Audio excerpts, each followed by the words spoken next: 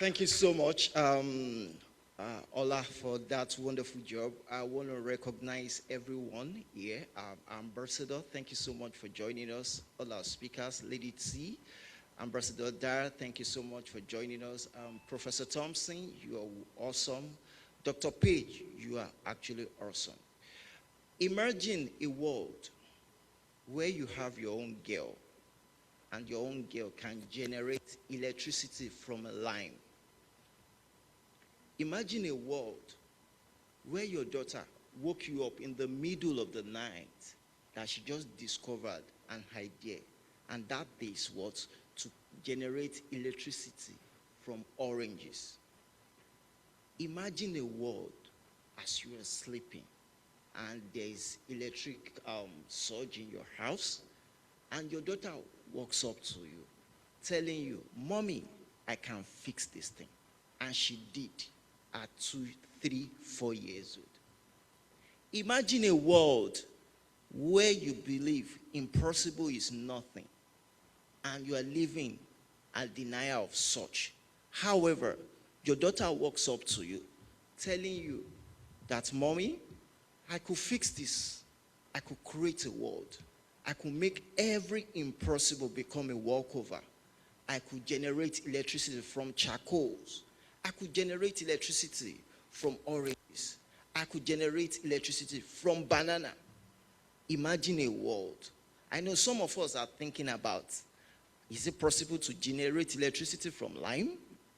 Is it possible to generate electricity from oranges? But I have a good news for you. In Lagos, Nigeria, if you go to DoTheDream website, you will see young girls from secondary school practicalizing how they are generating electricity from lime, from oranges. That was the first time I'm seeing such things. And that was one of the key things that inspired us with what is called the Girls in Energy Project.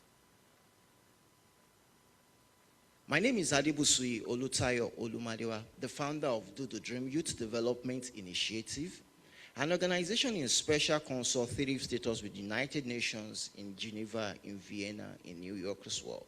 Also accredited to several United Nations formations based on the kind of project that we are running. In 2005, we have a vision that we need to help young people to find their voice and create a platform for those voices to be amplified. And that's what we have been on the journey since. However, in 2008, we came up with an idea called the Leadership Summit, Leadership Library, where we empower young people to build their own community internally.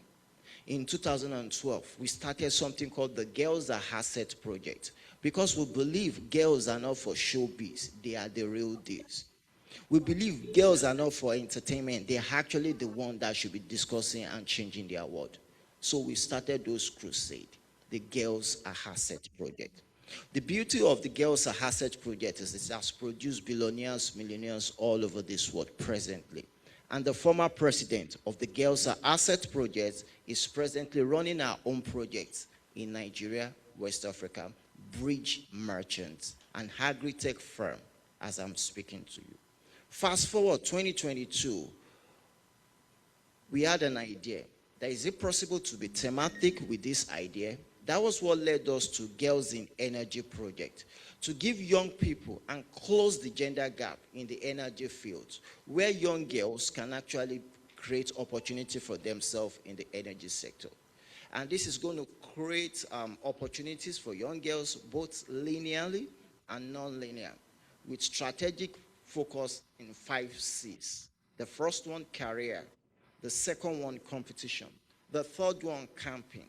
The fourth one, community development. And the fifth one, conferences. The peak of this is this. We believe if we inspire young people to go into the energy sector, whether linear or non-linear, we should give them opportunity for them to translate their ideas into ideals for the community to benefit. And that's what led to the putting 10 megawatts renewable energy grids in community. And what does that do? It serves community, it increases community's impact, it create employment for the community along the value chains of the energy sector. It powers schools, it powers economy, it powers hospitals. And if you look at the framework of the ecosystem, you will realize that we need more ideas and ideas in the girls in energy sector. However, we believe we can't do this alone. We believe more stakeholders are required in achieving this. Somebody said, if you want to go fast, you go alone.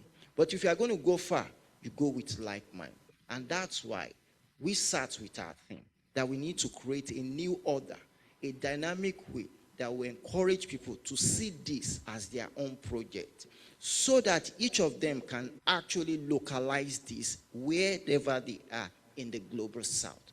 And that was what led us to bring in the social aspect into the energy sector, believing that with individuals in sports, individuals in education, individuals in health sectors, individuals in entertainment, how have a role to play in achieving the girls in energy sector. And that is why, with our theme, we came up with this idea. If we do not do something about it, definitely everyone will ask us. And we said we need to start from somewhere. And that was what led us to framing a $20 million intervention fund for the Girls in Energy project for the Global South. And this is going to be managed by a credible set of people like myself and yourself, knowing fully that each one can actually make one. And that is the essence of us having this. In conclusion, show me one influences that doesn't require energy, then I will tell you that we are not ready to live. Whether in health sector, whether in entertainment, whether in law, we all require energy. And if you notice something, it's actually what powers everything. World Cup is coming to America. Do they require energy to host the World Cup? Emphatically, yes. They just finished Oscar. Do they require energy to achieve that? Emphatically, yes.